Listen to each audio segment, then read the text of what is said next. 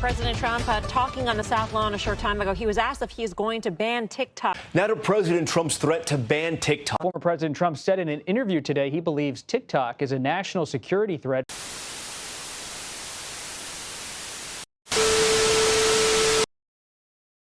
Hi and welcome. Today we are going to talk about one of the greatest platform of all time, or maybe the greatest threat to mankind.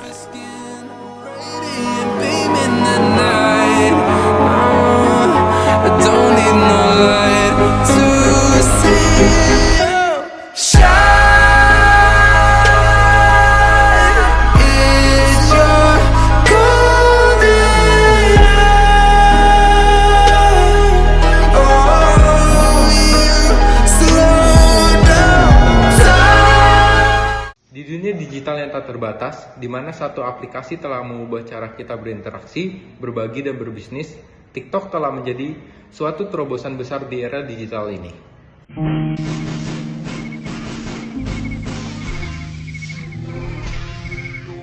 Dari sekedar aplikasi hiburan menjadi platform bisnis yang luar biasa, TikTok telah menjadi rumah bagi para kreator dan pelaku bisnis untuk menciptakan, berbagi, dan menginspirasi jutaan pengguna di seluruh dunia. Namun apa yang membuat TikTok begitu kuat? Jawabannya terletak pada kekuatan AI dan algoritma big data yang berada di balik layar. TikTok menggunakan kecerdasan buatan untuk menganalisis preferensi pengguna, perilaku penonton, dan tren konten. Dengan memanfaatkan data besar, yaitu big data, TikTok dapat memahami minat dan kebiasaan pengguna secara mendalam. Melalui AI yang canggih, platform ini dapat menghasilkan rekomendasi konten yang dipersonalisasi yang menjadikan pengalaman penonton lebih menyenangkan dan membuat. Tapi, bagaimana TikTok mengumpulkan dan menyajikan rekomendasi feeds yang sesuai? Itu semua bermula dari pengumpulan data yang komprehensif. TikTok tidak hanya memperhatikan apa yang Anda tonton, tapi juga durasi tontonan, interaksi, dan bahkan perangkat yang Anda gunakan. Dengan memanfaatkan berbagai macam data ini, TikTok dapat menyajikan konten yang sesuai dengan minat Anda dengan presisi tinggi.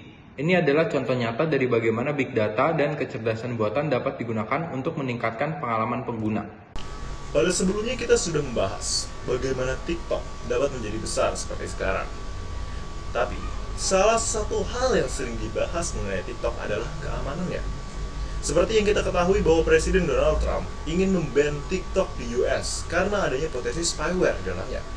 Untuk security yang tertulis di dalam page tiktok.com/legal, TikTok menggunakan teknik enkripsi untuk menjaga keamanan data privasi. Tetapi, seperti yang kita ketahui, TikTok mengambil banyak informasi seperti usage, invert, technical, location, image, audio, beserta cookies.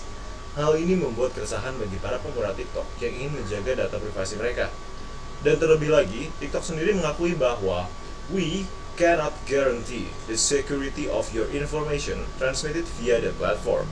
Any transmission is at your own risk. Jadi, TikTok pun tidak dapat menjamin data dari konsumen mereka.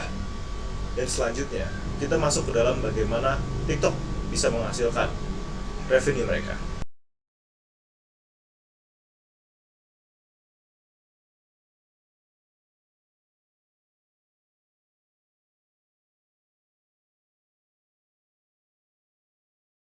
Kita sudah mengetahui bagaimana cara mereka bekerja dan bagaimana keamanannya. Dan sekarang kita akan bahas untuk revenue-nya. Kita sudah mengetahui cara kerja dari algoritma TikTok.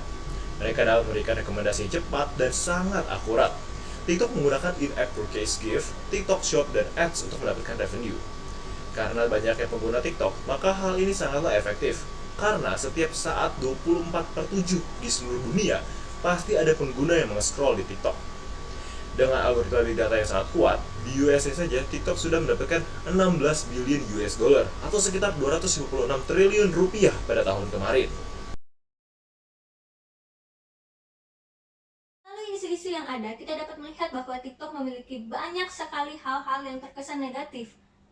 Tetapi, kita juga tidak dapat memungkiri bahwa banyak konten-konten positif yang tersebar di dalamnya.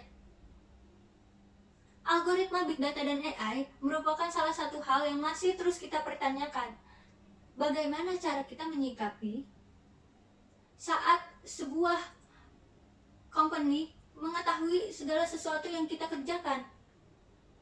Apakah itu akan menjadi sebuah new normal? Menurut kami, salah satu hal yang dapat dilakukan adalah dengan membuat regulasi yang kuat pada pemerintahan untuk dapat membatasi kekuatan sebuah super company.